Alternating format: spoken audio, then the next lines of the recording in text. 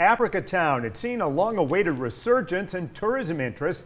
That's why people are surprised about plans for a new concrete plant there. That plant tied to the new I-10 bridge. WKRG News 5's Catherine Brook joins us now live in the studio. And Catherine, you've learned that developers might be backing off that plan. Yes, Roseanne, Peter, and residents say they're not against progress, but are questioning how this would affect Africatown's current revitalization efforts.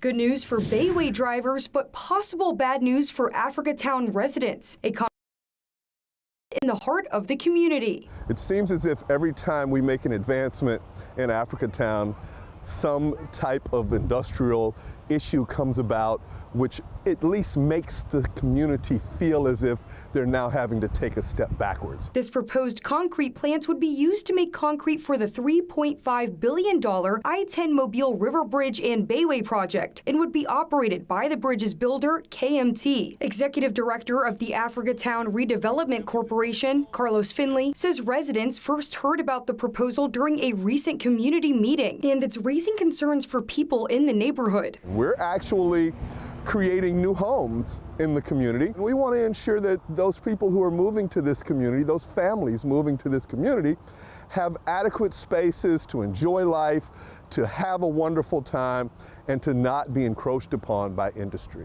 This is where the proposed concrete plant could be built. Finley says the issue isn't the plant itself, but the location, as Africatown works to revitalize areas on Conception Street Road. Finley says the proposed location of the concrete plant is about 400 feet from the new Lewis Landing recreational site, which is about a week away from opening. But beyond recent developments, Finley says there are concerns about environmental impacts because of the site's proximity to the water. One of the things that's very, very concerning is that this is a waterway, so we don't know if flooding would be an issue, if they would be able to overcome that break wall or inside of that particular pond that they're going to propose for the site, which would then, of course, compromise all of